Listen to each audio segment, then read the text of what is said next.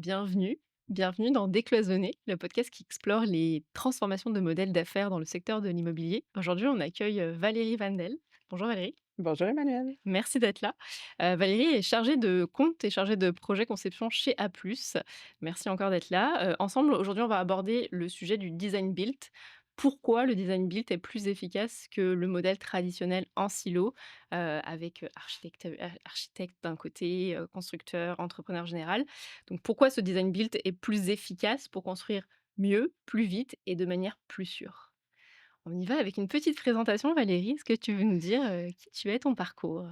Oui, alors j'ai un parcours un peu atypique. J'ai commencé en fait mes études en sciences de la nature, ça a pas pris beaucoup de temps qu'on me fait savoir que j'étais moins à ma place parce que mes rapports de laboratoire étaient un peu trop esthétiques et que j'avais peur du sang et des aiguilles. Clairement, Ça marchait pas. ça n'allait pas y aller. Par après, je me suis dirigée un peu en arts plastiques pour, finir ma technique en design d'intérieur. OK.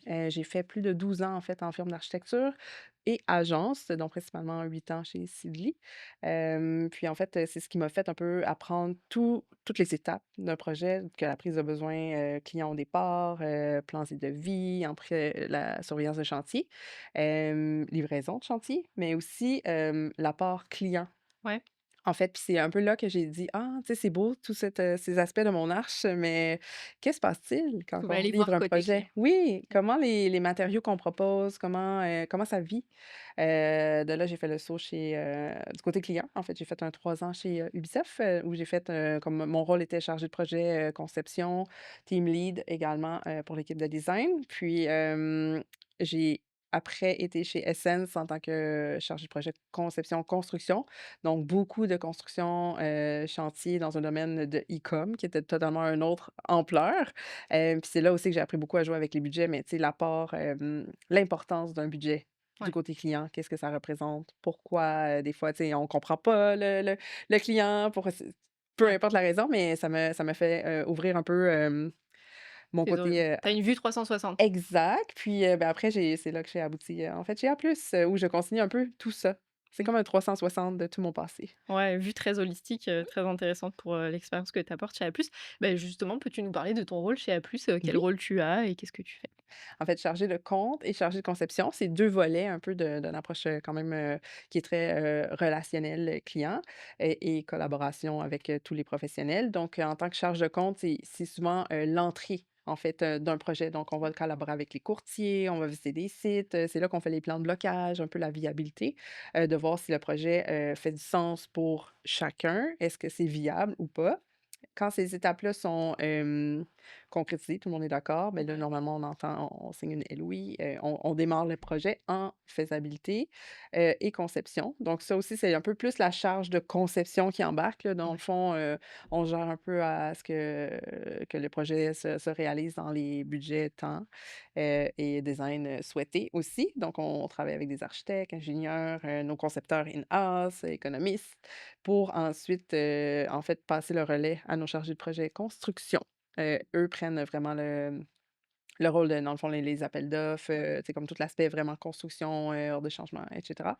OK. Puis, dans le fond, moi, je reste quand même là, un peu en background dans cette zone-là pour, juste, aspect client aussi, voir est-ce que tout se passe bien? Est-ce qu'on respecte le cadre qui a été vendu? Les délais sont bons? Tout le monde est content? «Ah, il y a un enjeu, OK, attends, on va en parler. Qu'est-ce qu'on avait convenu? Comment on peut résoudre la solution?» là, dans le fond, c'est un peu, Toi, tu es tout le temps là, en pas en toujours, arrière-plan, mais plus un ou moins? peu. Plus ou moins. Ouais. OK. Parfait, super. Merci beaucoup. On va parler de design build, c'est le sujet d'aujourd'hui. C'est quoi pour toi le design build appliqué à l'aménagement commercial? En fait, le design build, ce que ça fait, en gros, c'est que ça nous fait gagner du temps. Dans le fond, il faut D'accord. toujours le voir comme ça. Tu sais, des fois, les gens sont comme: «Ah, ça va juste être plus cheap, moins bien fait». Non, c'est pas vrai. Quand le design build est bien pensé et fait, en amont, Ouais. eh bien là, on a une solution gagnante pour tous. Dans le fond, souvent, ce qu'on voit dans l'approche traditionnelle, c'est un peu on fait des plans un peu plus théoriques, tu sais, comme tout est beau sur papier, hem, parfois en silo. Faut voir, là, tu sais, des fois, on essaye fort de coordonner tout ça, mais c'est un peu plus dur. Nous, ce qui fait la distinction, en fait, c'est que oui, on avance des plans théoriques, mais on a des experts aussi à la table, des sous-traitants qui connaissent les bâtisses, qui connaissent les systèmes, qui Ouais. connaissent leur métier, puis qui peuvent trouver des solutions, en fait, des raccourcis qu'on peut gagner du temps autant par rapport à l'exécution des plans que aussi par la méthode de Ouais. production. Donc on Donc tout l'écosystème autour de vous fait que vous arrivez à débloquer des leviers pour gagner du temps, exact, dans les d'accord. budgets qui vont être respectés. Donc on essaie de péter la balloune plus vite, Plus vite, ouais, c'est ça. c'est pas malheureux parce que dans le fond, le client, au départ, il peut être un peu shaky puis dire: Voyons, attends là, je m'attendais pas Ouais. à ça», mais c'est souvent les réponses dans le traditionnel qui ont à la fin les plans, tu sais, de vie en appel d'offres, puis c'est très malheureux de devoir tout refaire, un design qui est déjà tout dessiné, repayer des professionnels, tu sais. Nous, on le fait en amont, ça peut paraître un peu, Ouais. tu sais, On ça bouscule au départ, mais c'est pour le bien-être du projet puis pour aligner tout le monde, en fait, que ce soit justement efficace. Ouais, ça dérisque plus rapidement, tout le monde, même si comme tu dis, parfois ça peut être un peu douloureux, mais au moins on le sait rapidement. Exact. Super, merci beaucoup. Qui fait quoi dans le design build? Le client, les entrepreneurs généraux, fournisseurs, tu qui fait quoi là-dedans? En fait, ben, il y a plusieurs personnes. Nous, c'est sûr qu'en tant ben, charge de compte, chez A+, on est le point de contact unique. Nous, dans le fond, notre rôle, c'est de simplifier la vie du client. On s'entend, un client qui a un projet, ce n'est souvent pas ça sa tâche principale. Il y a d'autres choses à faire et il y a d'autres projets à gérer. Donc, c'est sûr que nous, ce qu'on veut faire, en fait, c'est éviter qu'il se retrouve dans une panoplie de communication, de 800 courriels d'approbation qu'il doit faire à gauche, à droite, d'approbation budgétaire. Tu sais, c'est beaucoup de Mmh, stress, au niveau d'un seul humain, là, quand tu as déjà un travail à accomplir. mmh, Fait que dans le fond, on simplifie sa vie. Font on regroupe tous les corps de métier, tous les professionnels. On essaie de faire aussi des updates par rapport au budget, mais en fait, on fait des updates par rapport au budget, timeline. Toujours, on s'entend sur tout l'aspect esthétique, design, portion budgétaire, portion timeline. On travaille aussi, pour faciliter la vie, par rapport aux leases, le bail. ouais, Donc, produire des cash flows pour, justement encore une fois, provoquer des discussions ouais, pour que justement après ça, ce soit un peu plus fluide, puis il y a pas de point de tension ou de: «Hey, on s'était pas dit ça comme ça» ou «Ah, je pensais que ouais, l'argent, je l'aurais au début, non, c'est à ouais. la fin», tu sais? C'est Donc vraiment finalement, pour ça aide tout le monde, là, ça aide pas e que le client, exact. ça va aider aussi un courtier, un Oui, propriétaire, oui, OK, OK, OK. Donc c'est un petit peu, le lien à travers tout le monde, puis A+, quel rôle joue A+ dans tout ça? C'est le point de contact unique. oui, le facilitateur, j'aurais dit. Oui, Facilitateur, j'aime beaucoup ça. l'orchestre facilitateur. Super, merci. On va parler un peu coût et délai. Évidemment, coût, c'est le nerf de la guerre. C'est quoi les indicateurs qui bougent le plus vite dans le design build, d'après toi? Le temps. OK. Les délais parce que on peut avoir plusieurs, raccourcis pour arriver à un même point, puis on a moins d'interrogations, tu sais, souvent quand tu vas en appel d'offres, bon, tu invites 3 sous-traitants, Mmh. bon, OK, les prix sont trop chers, qu'est-ce qu'on fait en value pour diminuer les prix? Là, c'est que toute cette période de temps-là, qui est consacrée à ça normalement, est fait en amont. Donc, par exemple, pour donner un exemple en ébénisterie, souvent, ce qu'on fait, c'est qu'on va pas dessiner, la moindre vis, toutes les poignées, tout le détail. On va laisser ça aux soins du professionnel. Toute la portion, conception, quantité, budget va être fait par nous, validé par le client aussi, l'esthétique, ça, c'est sûr. Mais on va inviter, 2 ébénistes, puis on va leur dire un peu, c'est pas comme un concours, là, mais comme: «Proposez-nous des solutions pour arriver dans les budgets, dans les délais». Puis avec celui qui, en fait, convient le mieux par rapport au projet, ben, on va le choisir. Mais ça nous fait gagner un temps fou parce que lui, il va être impliqué dès le départ. Lui, il va se tu sais, l'engagement est encore plus fort parce que lui, il va tout produire, il va trouver des pistes de solutions. Fait que, tu sais, il fait partie du projet. Il est intégré rapidement, là. Exact. Ouais. Donc, tu sais, comme tout le monde est content, puis c'est de là qu'on sauve en temps, c'est fou, dans notre dernier projet, on a gagné un 2 semaines, tu sais, c'était un projet OK. très agressif, puis Mmh. finalement, il nous disait: «Ah, ça va être serré, je suis pas sûr que je vais y arriver», puis au final, il a livré 2 semaines en avance, donc on était comme: «Wow!» Donc on peut même gagner du temps. Exactement. D'accord, donc on gagne du temps et on le maîtrise mieux, si je le comprends bien, de la Exact. manière dont tu l'expliques. Oui, parce qu'ils vont dérisquer aussi, là, c'était ébénisterie, ils vont aller prendre les prises de mesure sur place et au millimètre près, là, pour être sûr que le meuble convient. Mais, si je vois du côté plus, mécanique, par exemple, ben, toute la mécanique du bâtiment, comment ça fonctionne, c'est sur des plans, c'est plus, c'est plus théorique, conceptuel. Donc oui, la distribution, les calculs vont être bons, Ouais. mais tu sais, au final, est-ce que ça va être viable dans l'espace? C'est comment qu'on va faire les conduits? Est-ce qu'il y a une question d'auteur à rester comme tout ça est un peu plus, Ouais, un peu plus nébuleux et quand, exact.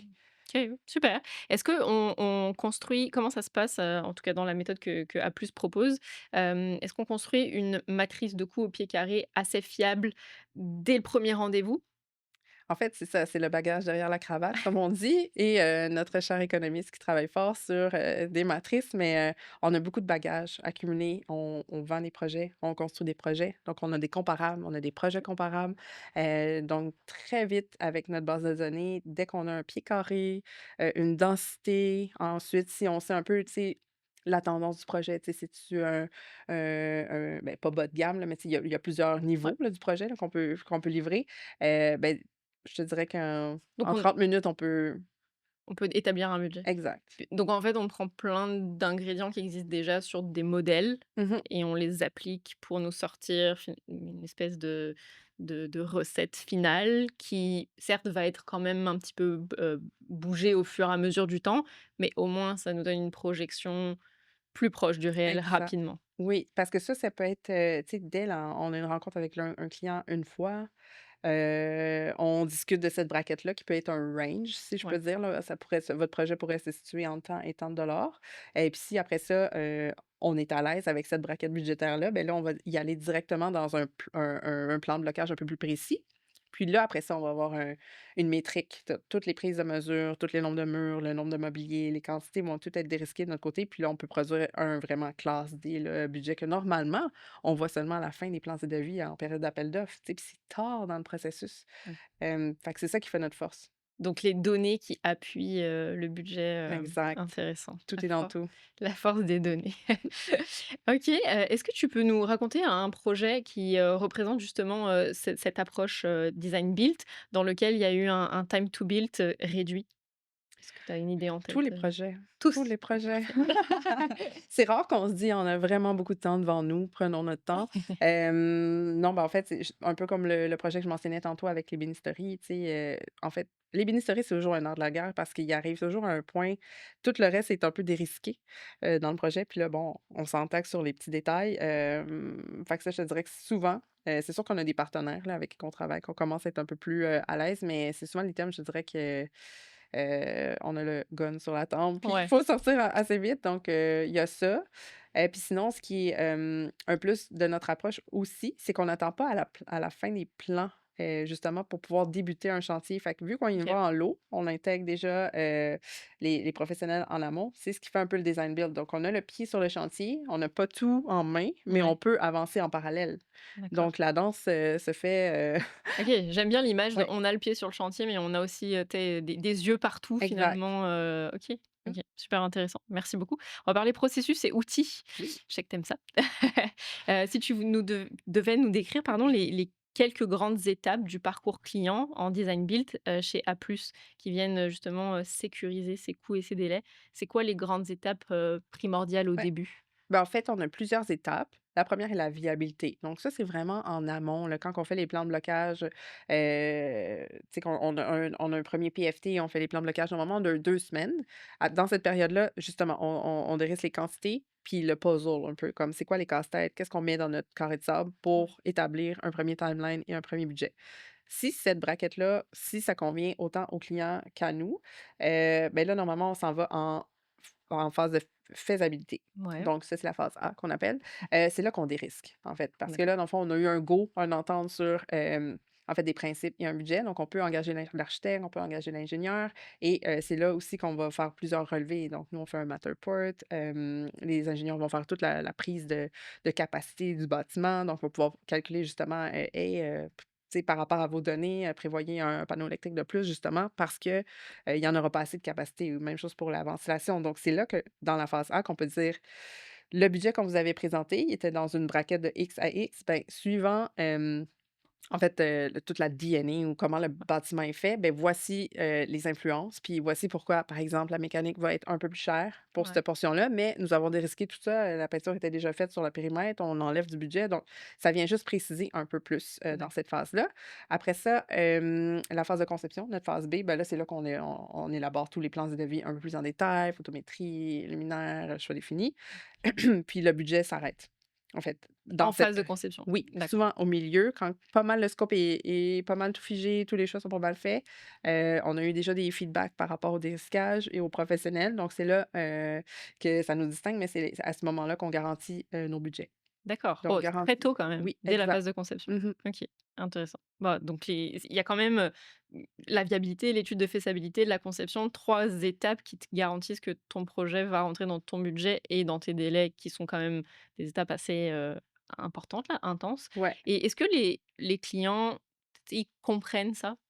On l'explique et on les réexplique OK. et on le réexplique.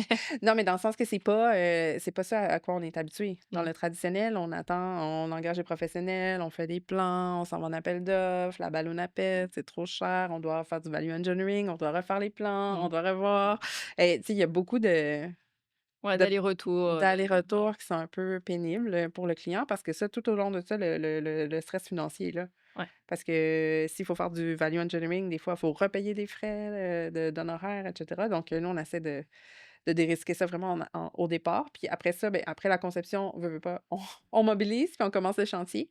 Puis là, nous, dans le fond, on est déjà prêts parce que nos engagements sont faits, nos sous-traitants sont bookés, puis tu sais, c'est là qu'on est efficace. d'accord. Donc la construction, elle peut démarrer très rapidement, en fait, dès que je pense que tu le disais, tout à l'heure, dès que la conception même avant la fin de la conception? Totalement, D'accord. totalement. Tout dépend de l'espace. Tu sais, est-ce que, par exemple, un projet qu'on a eu, ben, qu'on a en ce moment, l'étage est pas démoli.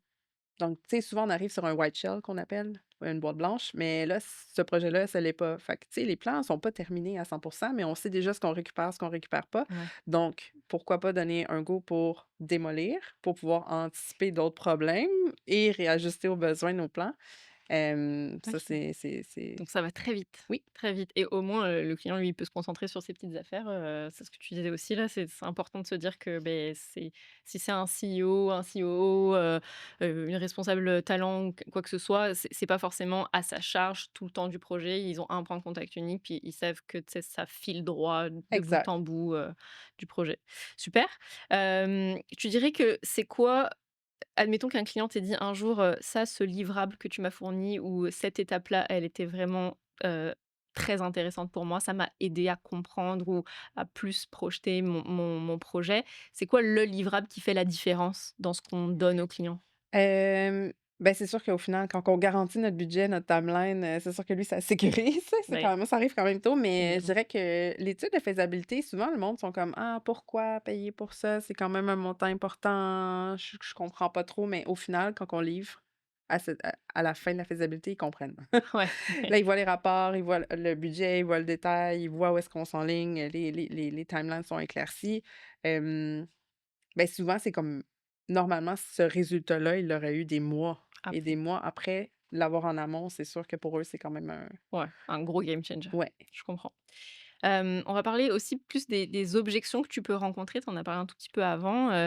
C'est admettons un bailleur ou un propriétaire, par rapport à l'approche design build, c'est quoi les objections que tu rencontrerais?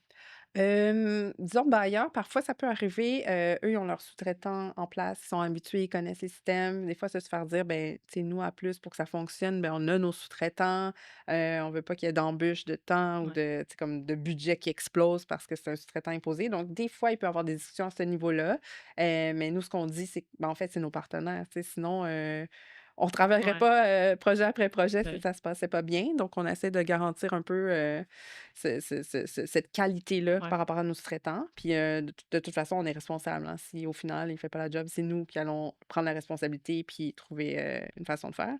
Puis sinon du côté, courtier, c'est peut-être un tu sais, comme dans des discussions en amont, tu sais, souvent on est porté à dire: «OK, mais ça va être tant de dollars du pied carré. Est-ce réaliste? Est-ce pas réaliste? Les délais?» Tu sais, il y a tout le temps un peu de stress, parce qu'on veut que le projet se fasse, ouais, tu sais? Mais souvent, tu sais, par rapport juste à nos on en parlait des matrices, nos outils les plutôt matrices de qu'on utilise, c'est tellement fiable que que, tu sais, nous, ça on peut se prononcer puis ils savent, là, que ouais.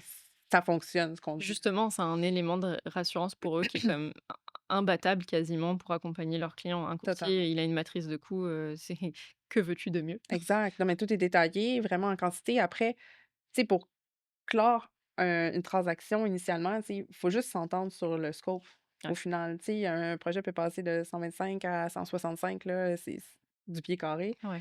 Tout dépend de ce qu'on met dedans. Puis tu sais, des fois, c'est juste un ingrédient qu'on peut dire: «Ben regardez, tu sais, pour cette phase-là, si tout le monde est d'accord, procédons sans, Mmh. puis il y aura une phase 2 puis là, le projet ira de l'avant encore plus loin».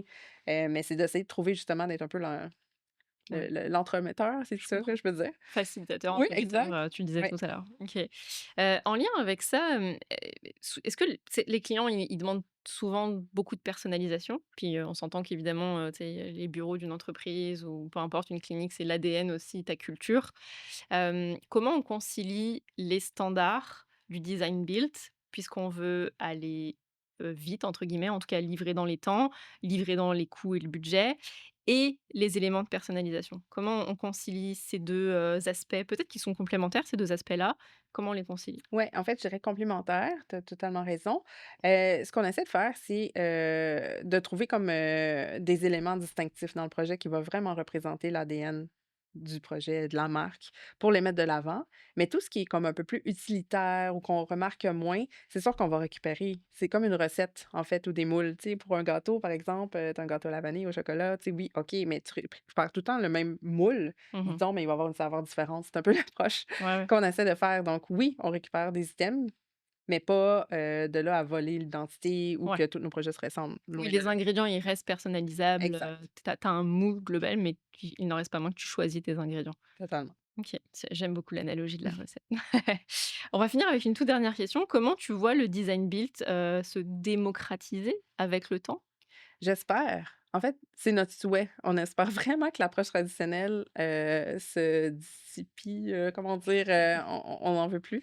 Je crois que, tu sais, si je pense aux firmes d'architecture, s'ils pourraient avoir des partenariats avec des entrepreneurs, tu sais, pour justement nous, la méthode, on la met, on l'expose parce qu'on sait que c'est la méthode qui fonctionne, Mmh, puis on en veut juste plus, en fait. ouais. Donc ça pourrait être plein de collaborations entre, les différentes parties prenantes, assez tôt Oui, dans les projets et exactement.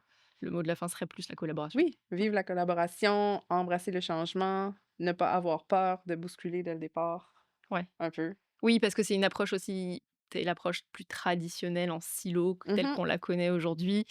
C'est la plus répandue évidemment, quand on connaît quelque chose, on Exact. fait peut-être plus confiance, mais on s'entend aussi que dans, les idées, de changement, des approches un petit peu plus novatrices qui en fait, le design build est pas si novateur que ça. Non, c'est plus l'approche d'agilité, tu Ouais, sais, on est confortable dans les processus traditionnels qu'on connaît, mais ça, c'est sûr que ça demande une certaine agilité, ouais. d'être rapide, mais d'avoir surtout les bons partenaires avec qui faire affaire parce que sans eux, c'est sûr qu'on n'y arriverait pas. On va rester sur ce mot-là. Merci Valérie. Merci à toi, Emmanuel. Merci beaucoup à tous de nous avoir écoutés et je vous dis au prochain podcast Décloisonner. Bonne journée.